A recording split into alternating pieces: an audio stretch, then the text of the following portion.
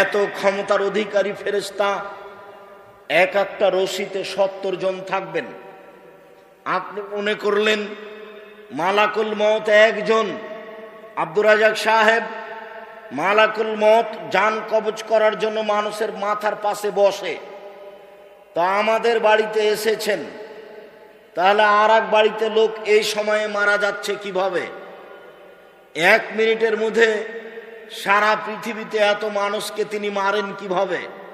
মালাকুল মউত একজন ফেরেশতা, যাকে আপনারা বলছেন আজরাইল। আজরাইল নামটা ভালো হয়নি, এটা ফার্সি নাম, এটা গালির মধ্যে চলে গেছে। এই ফেরেশতার নাম মালাকুল মউত, ওটা আল্লাহর নবী দিয়েছেন। মনে রাখবেন, এরই নাম ক্ষমতা। আল্লাহ যদি মালাকুল মউতকে বলেন যে মালাকুল মউত চোখটা খুলে বন্ধ করতে যত সময় লাগছে, এই সময়ের মধ্যে সারা পৃথিবীর মানুষকে মারতে হবে, মালাকুল মউত সারা পৃথিবীর মানুষের মাথার পাশে বসে মানুষের আত্মা বের করবেন এই চোখের পলকের মধ্যে। তার নাম ক্ষমতা। আপনি তার কাজকে নিজের মতো বুঝলে হবে না, আল্লাহর কাজকে আল্লাহর ক্ষমতার মতো বুঝতে হবে, তাহলে এটা সহজ হবে। প্রত্যেকটা রশির সাথে থাকবেন 70,000 ফেরেশতা। টেনে হেঁচড়ে বিচারের মাঠে জাহান্নামকে নিয়ে যাওয়া হবে। অবাক কথা যে জাহান্নাম কথা বলতে পারে। তাহাজ্জাতিন নার ওয়াল জান্নাহ, বিচারের মাঠে জাহান্নাম ও জান্নাত আল্লাহর সাথে হইচই লাগিয়ে দিবে। ফাকালাতিন নার, জাহান্নাম বলবে, লেমা উসিরতু বিল মুতাজাব্বিরিন আল মুতাকাব্বিরিন, আমার ভিতরে স্বৈরাচারী, স্বেচ্ছাচারী, অহংকারী, বদমেজাজি কেন? এটাই হলো তার আল্লাহর সাথে তর্ক। আল্লাহ, আমার ভিতরে স্বৈরাচারী, স্বেচ্ছাচারী, অহংকারী, বদমেজাজি কেন? তখন আল্লাহ বলবেন, এই শোনো, ইন্নামা আনতি গাজাবি, জাহান্নাম তুমি আমার রাগ, তুমি আমার ক্রোধ। যারা জীবনে স্বৈরাচারী হয়ে চলেছে, যারা মানুষের প্রতি জুলুম করেছে, ক্ষমতা দেখে মানুষকে জেলে দিয়েছে, ক্ষমতা দেখে মানুষের জমি দখল করেছে, ক্ষমতা দেখে মানুষকে অপমান করেছে, ক্ষমতা দেখে মানুষকে বাড়ি থেকে বের করে দিয়েছে, আমি এরকম স্বৈরাচারী, স্বেচ্ছাচারী, বদমেজাজি, অহংকারীকে শাস্তি দেওয়ার জন্য তোমাকে প্রস্তুত করেছি। জাহান্নাম তুমি মনে রেখো, ইন্নামা আনতি গাজাবি, তুমি হচ্ছে আমার রাগ, তুমি আমার ক্রোধ। যার উপর আমার রাগ আছে, ও দেব বেকমানা সবেনে বাদী, তাকে আমি তোমাকে দিয়ে শাস্তি দেব, এই জন্য তোমাকে আমি সৃষ্টি করেছি। জাহান্নাম তুমি মনে রেখো, স্বৈরাচারী, স্বেচ্ছাচারী, বদমেজাজি মানুষ ক্ষমতা দেখিয়ে জুলুম করে পৃথিবীতে বেঁচে থেকেছে, ওর জন্য আমি তোমাকে প্রতীক্ষমান রেখেছি। জোর করে 1 মিনিট বেঁচে থাকার কোনো প্রয়োজন নেই, জুলুমবাজি করে 1 মিনিট বেঁচে থাকার প্রয়োজন নেই, আর একজনকে অপমান করে, অপদস্থ করে পৃথিবীতে বেঁচে থাকার কোনো প্রয়োজন নাই। অল্প সময়, একেবারেই অল্প সময়। যুবকদের আমি তোমাদের বলছি, তোমরা মনে রেখো, একটুতে রাগ করে কাউকে গালি দিয়ে বসো না, একটুতে রাগ করে কারোর উপরে ক্ষিপ্ত হয়েও না। দল পার্টি করতে গিয়ে মিছিল করে আর একজনকে জেলে দেওয়ার চেষ্টা করিও না, ফল তোমাকে একদিন ভোগ করতে হবে, আজ হোক আর কাল হোক। পৃথিবীর শক্তিশালী যারা, তারা চলে গেছে, আমরা তাদের কাছে কিছুই নই, কাজে আমরা যাওয়ার পথে রয়েছি। এই তো আমি সেদিন দেখলাম দুরুল-হুদা আইয়ুবীকে বক্তব্য দিতে, এই তো সেদিন দেখলাম আমি আব্দুস সাত্তার ত্রিশালীকে বক্তব্য দিতে।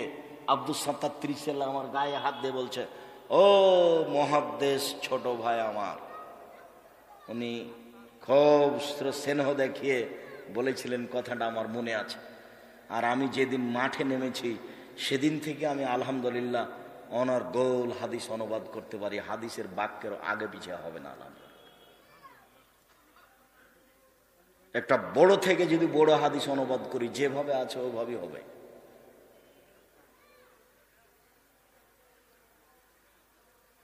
আমি দেখলাম এই তো আবু তাহের বর্ধমানীকে বক্তব্য দিতে,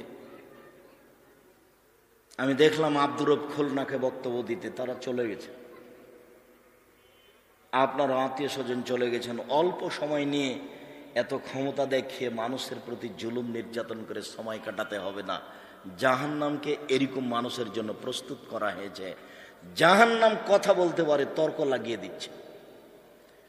ফাস্তাকাতিন নার ইলা রাব্বিহা, আবু হুরায়রা রাদিয়াল্লাহু তাআলা আনহু বলেন, রাসূল সাল্লাল্লাহু আলাইহি সাল্লাম বলেন, একদা জাহান্নাম তার প্রতিপালকের কাছে অভিযোগ করলো, বলল, রব্বি একল বাজি বাজান, আমার কিছু অংশকে ধরে খায়।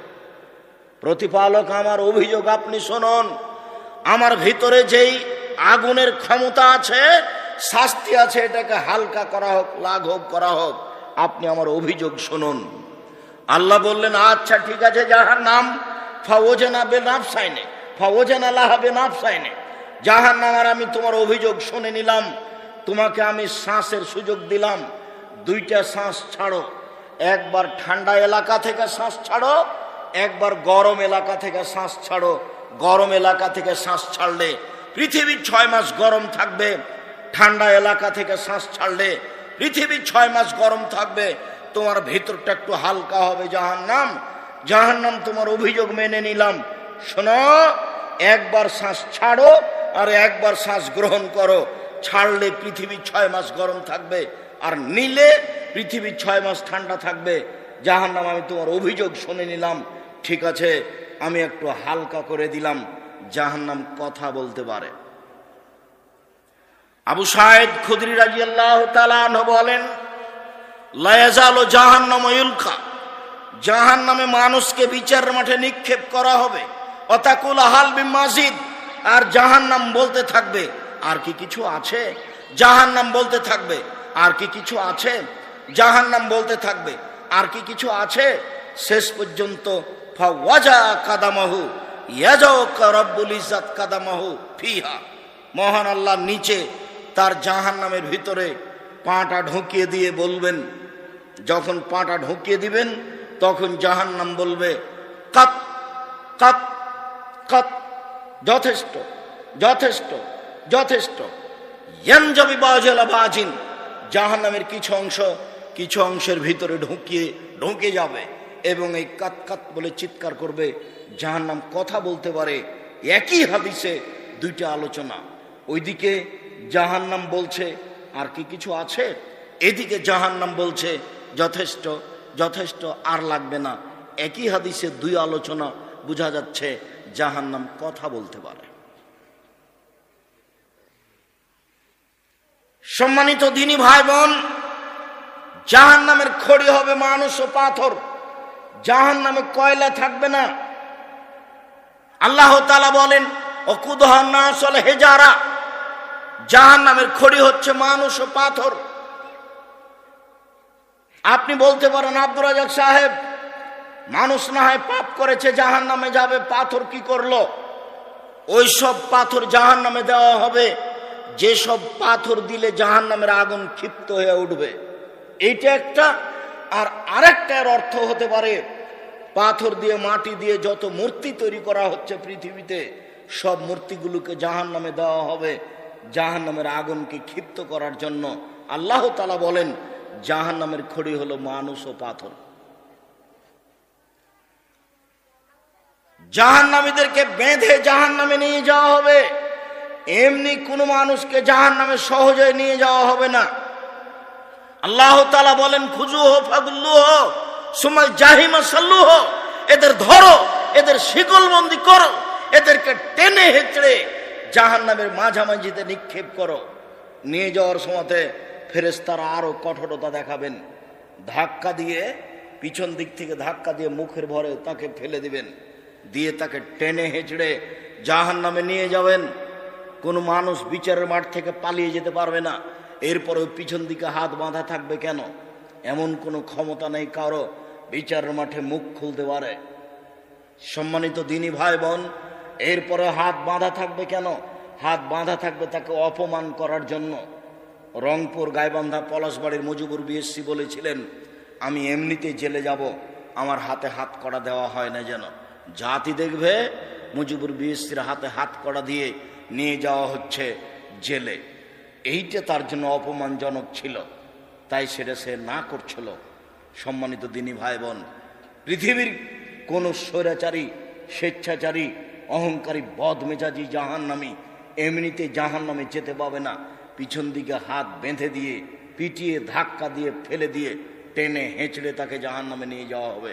এটা অপমান অবস্থায়, এমনি তো জাহান্নাম সামনে আছে।